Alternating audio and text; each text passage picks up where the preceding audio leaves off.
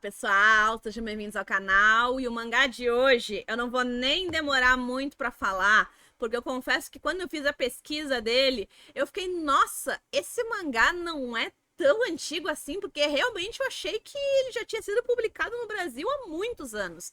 Então a gente vai falar hoje de Pandora Hearts, volume 1.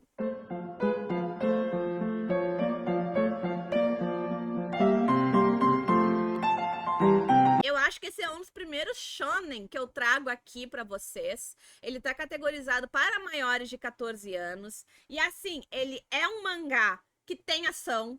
Ele é um mangá que tem monstros. E que parece que vai ter alguma intriga política que eu já fiquei, que sabor! Que sabor! Mas eu sou um pouco suspeita, porque esse mangaka ele é o mesmo responsável por um outro mangá que está sendo publicado agora no Brasil, que é As Memórias de Vanitas, que foi o primeiro, inclusive, que eu li. E ele é maravilhoso.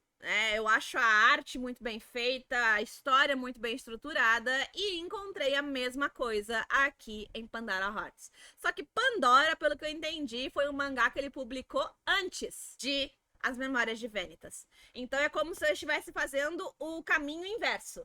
Eu li o mangá mais atual desse autor e agora estou pegando o mais antigo.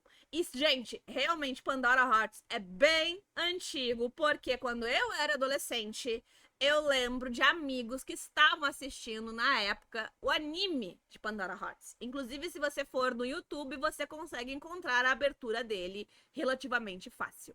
Então, ele já está publicado no Japão, com 24 volumes, e se eu não me engano, eu não lembro agora, peço desculpa de vocês, se ele terminou de ser publicado em 2006 ou se ele começou em 2006. Mas mostra que é um mangá mais antigo. No Brasil, ele já está completo também, com 24 volumes. E o que eu achei interessante é que ele teve uma reimpressão em 2021. Então, a qualidade do papel já é um pouco diferente, porque quando eu fui fazer a pesquisa para ver quando ele tinha sido publicado no Brasil, eu fiquei, poxa, peraí só um pouquinho, porque aqui atrás, na ficha catalográfica, coloca que ele é do ano de 2016. E eu fiquei, nossa, mas em 2016 eles não faziam com essa qualidade de papel. Eu lembro como é que era em 2016. E aí que eu fui ver que, na verdade, muito provavelmente, o que eu tenho em mãos é a reimpressão de 2021. Então, também, se você não gosta de pegar mangás mais antigos por conta da qualidade do papel, você pode ficar tranquilo que tem essa reimpressão. E aí, existe o anime, como eu comentei com vocês, mas eu não achei ele em nenhum streamer. Então não tem na Crunchyroll, não tem na Amazon Prime, não tem na Netflix, não tem em nenhum lugar desses principais que eu geralmente olho. Então eu fiquei um pouco chateada, mas é aquilo, vocês já me conhecem. Como eu vou querer terminar de ler o mangá antes, eu não me preocupei tanto assim de ir atrás desse anime. E aí nós somos apresentados ao Oz Vesalius, que pelo que dá a entender, o Oz, ele vem de uma família de nobres, muito importante, e ele está agora numa das mansões da família para comemorar o momento da maioridade dele. Que nesse mundo, nessa época, né, que pelo que dá a entender é o nosso mundo, mas fica meio difícil, eu não lembro pelo menos agora, se é no Japão ou não. Eu acho que não, porque eles usam muitas roupas de estilo ocidental. O Oz vai fazer 15 anos e aí com isso ele é considerado um maior de idade. E ele tá muito feliz por isso, porque há toda uma promessa que é feita, etc, etc, etc. E aí quem vai fazer esse processo de passar pela cerimônia é o tio dele. O pai não está presente por um motivo X lá, que diz que o pai é muito ocupado para participar do evento de maioridade do filho. Que, sinceramente, a gente fica, poxa, mas nem na maioridade do filho o cara aparece. Mas ok. Só que vai acontecer um problema e na hora da cerimônia acontece uma coisa inesperada. E aí aparece um grupo de pessoas encapuzadas dizendo que o Oz cometeu um dos maiores crimes de todos dessa sociedade, que ele até fica, gente, o que eu fiz? E ele é, ali na hora, sumariamente condenado a ser mandado para Abyss, que é considerada a pior prisão de todas e para onde é mandado toda e qualquer pessoa que comete um crime hediondo. Então, o que foi o crime do Oz, vocês vão ter que ler para entender, mas sinceramente nem eu entendi, porque você fica, poxa, ele tem 15 anos. E aí ele vai para Abyss, efetivamente, e lá ele vai conhecer, talvez, que eu achei muito interessante, que é um dos primeiros shonen que eu encontro que personagem principal não é aquele que tem poderes, não é aquele o mais forte, é essa menina aqui. E aí você fica, tá, quem é essa garota? Porque ela aparece antes dele ser condenado para ir pra Abyss. Mas, assim, você fica, essa menina deve ser meio doida, porque acontecem umas coisas meio estranhas. E aí a gente descobre que essa menina, ela não é exatamente 100% humana. Ela é o que se chama de uma Chain. Então ela é uma criatura que vive em Abyss, que conseguiu desenvolver corpo humanoide, só que ela não pode sair desse Abyss. E todo mundo chama ela de B-Rabbit, o coelho sangrento, se eu não me engano. E aí ela fala que o Oz é propriedade dela.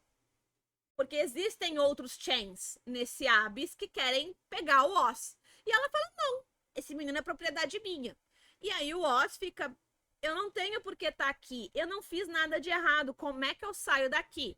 E aí a B-Rabbit olha pra ele e fala, tem um jeito. Se você fizer um contrato comigo, a gente consegue sair daqui. E o Oz, com 15 anos, não sentindo maldade nenhuma nessa garota, apesar de achar ela estranha e até ele fica meio assim no começo, ele concorda em fazer esse contrato porque ele quer muito sair de Abyss. E acho que aí talvez seja o primeiro erro que eu considerei desse personagem, que ele não questiona o que é esse contrato. Que poderia ser qualquer coisa. Qualquer coisa. A gente só sabe que a B-Rabbit tá tão desesperada quanto ele pra sair de Abyss. E acho que a única coisa que ele questiona é: por que tu quer sair?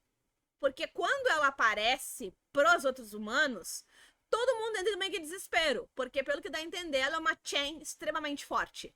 E ela diz assim, porque eu quero fazer uma vingança no mundo humano. E aí ele fica, tá, ok. E aí tu fica, cara, sabe? Tu não sabe o que é essa vingança, tu não sabe o que é esse contrato, tu não sabe o que vai acontecer. E aí, se eles vão conseguir sair de Abyss ou não, e como isso vai acontecer, você vai ter que ler o mangá. Mas dá para entender que depois que passa aí uma situação específica, a gente tem sim o Oz com um desejo de não apenas entender o que foi que aconteceu com ele para ele ser considerado culpado pelo que o acusaram, como ele também quer limpar o nome dele, porque ele sabe que se ele sair de Abyss, ele vai ser preso de novo. Então ele vai ter que limpar o nome dele e ao mesmo tempo a gente fica, qual é a vingança que a B-Rabbit quer fazer? Porque se ela é uma Chain que até então vivia sempre em Abyss, de quem que ela quer se vingar no mundo humano? Será que já teve gente que fugiu antes? Será que aconteceu alguma coisa? Então ele é um mangá que tem ação sim, mas não é ação por ação. E não é aquele tipo de ação de jornada do herói, pelo menos não nesse primeiro volume, em que o personagem quer ficar forte. É uma história que tem investigação envolvida, que tem sociedades secretas, que tem alguma coisa a mais. Eu tenho os volumes 2 e 3, que eu comprei os 3 de uma vez só, porque vocês sabem que eu tenho essa regra de ler os primeiros 2 para decidir se eu vou gostar ou não. Mas como conheço esse mangaka, eu acredito que eu vou gostar e vou querer, até porque Pandora Hearts foi aquele anime que meio que circulou pelo meu vínculo de amigos e conhecidos, mas eu efetivamente não fui atrás. E, sinceramente, quando às vezes eu encontro alguns desses conhecidos e amigos e a gente começa a falar de animes, eles falam que como esse anime era bom. E aí foi realmente considerado, pra época, um anime de shonen, ação, muito bom. Então, eu quero... vou pegar o próximo volume. Claro, não vou trazer resenha pra vocês, porque vai trazer spoiler do primeiro volume, a não ser que vocês tenham muito interesse pra dizer se eu vou continuar com essa série ou não. Mas assim, estou, como é que eu posso dizer? Estou levemente positiva de que vou continuar essa série, mesmo que eu não tenha lido ainda o segundo volume. Então é isso, gente. Eu vou ficar por aqui. Vejo vocês no próximo vídeo. Beijinho e até mais!